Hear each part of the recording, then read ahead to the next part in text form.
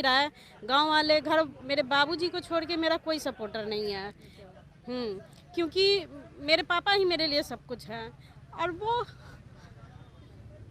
ये सरकार ही ना ऐसा कर रही है। किसी का करुणा भरा आवाज अगर सरकार को सुनाई नहीं दे रही है तो महिलाएं कैसे आवाज उठाए गवर्नमेंट के लिए? कैसे वो आवाज उठाए जब करुणा दर्द नहीं समझ रही है एक महिला का? तो फिर क्या कहा जा सकता है? अच्छा, बच्चों को लेकर क्यों आई हैं? बच्चों को लेकर आए इतना छोटा बच्चा है। क्योंकि घर पे कोई देखने वाला है नहीं। इसको यही सुनने को मिल रहा है कि जा रही हो जहाँ, इसको लेकर ही जाओ, हम लोग इसको नहीं देखेंगे, इसलिए हम इसको लेके आए हैं। तो मतलब आप लोग जब तक यहाँ बैठेगी बच्चा भी आपके साथ हाँ बिल्कुल रहेगा, बिल्कुल रहेगा, क्योंकि इसी के जिंदगी के लिए तो पढ़े हैं और नौकरी भी इसी के लाइफ के लिए करेंगे, क्योंकि बस हमको इसका भविष्य सुधारना है। चाहे भाड़ में जाए घर, चाहे भाड़ में जाए पति, कुछ भी हमको लेना देना नहीं है। बस अपने बच्चे का भविष्य देखना है और इसको आगे बढ़ाना है। बिहार का बच्चा का भविष्य भी सुधारना चाहते हैं। हम लोग को जल्द से जल्द गवर्नमेंट विद्यालय भेज दें और विद्यालय का बिहार का बच्चा का भविष्य भी सुधारना चाहते हैं। घर में बैठने के बजाय विद्यालय में अपना योगदान दें। रोड पे बैठने से अच्छा जिंदगी का पता है किस तरीके से बुरा हाल बना दिए हैं कि 7th फेज के इंतजार में बहुत सारे अभ्यर्थियों का 7वां फेरा रुका हुआ है। और फेरा रुका हुआ है। बिल्कुल मैम, अगर 7वें चरण का बहाली आ जाता है ना तो कई सारे लोगों का 7वां फेरा हो जाएगा और जिनका 7वां फेरा हो चुका है ना उनकी भी शादियां टूटने के कगार पे है। क्योंकि अगर हम लोग इस तरीके से घर परिवार का विरोध करके रोज रोज सड़क पे आएंगे तो सोचिए कि वो यही चाह रहे हैं कि शादी जैसा पवित्र रिश्ता को भी बर्बाद कर दे। बिल्कुल मैम, और जानते हैं क्या होता है? वो सोच रहे हैं ना कि जैसे हम गठबंधन से महागठबंधन करके पलटी मार के सरकार बना लिए ना, तो अब हम लोग भी क्या गठबंधन तोड़ के महागठबंधन कर ले? उनके ऊपर इतना तो सोचना चाहिए कम से कम। आपके घर में तो ऐसा इशू नहीं होगा। हम 7th फेज के अभ्यर्थियों का दुख दर्द आपको 24 के पहले क्यों नहीं समझ में आ रहा है?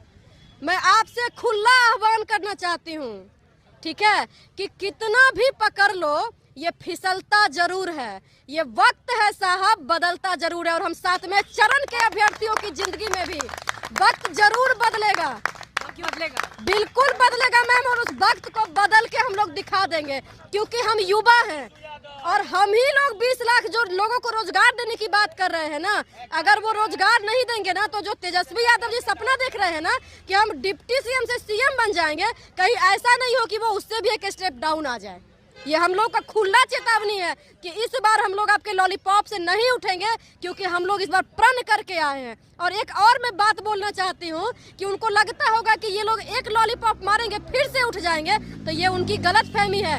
क्योंकि इस बार हम लोग एक प्रण लेके आए हैं कि उम्र हमें थका नहीं सकती, उम्र हमें थका नहीं सकती, ठोकरें हमें गिरा नहीं सकती। अगर दिल में जिद हो ना किसी भी चीज को पाने की तो हार भी हमें हरा नहीं सकती है। और हमारे दिल में ना 7वां चरण बैठा हुआ है। हम लोग 7वें चरण के प्यार में पूरी तरीके से बर्बाद हो चुके हैं और हम अपने प्यार को आबाद करने के लिए किसी भी हद तक गुजर जाने को तैयार हैं। तैयार है पूरी तरह? बिल्कुल मैम, किसी भी हद तक। जो कहते हैं ना कि प्यार और मोहब्बत में सब जायज होता है, तो हम लोग अपने प्यार को पाने के लिए किसी भी जंग को जीतने के लिए तैयार हैं। अच्छा, ये बताइए घर में कितनी मुश्किलें आती हैं, क्योंकि आप लोग एक महिला हैं, शादीशुदा हैं और यहाँ इस तरह से सड़कों पर बैठी हुई हैं, तो घर से क्या रिस्पॉन्स है? घर से मैम बहुत तरीके का टीका टिप्पणी भी मिलता है सुनने के लिए, खास करके घर वालों का तो नहीं लेकिन अगल बगल वालों का।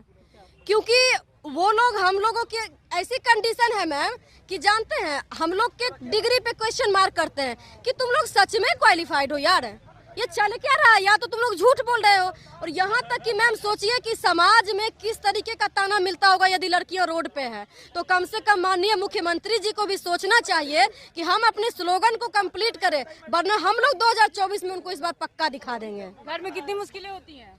बहुत मुश्किलें होती है। पति का साथ है? हाँ, उनका साथ है। सास ससुर का?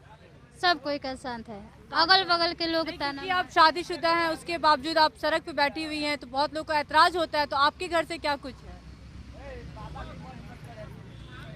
पति का साथ है, पति के साथ ही आए हुए हैं।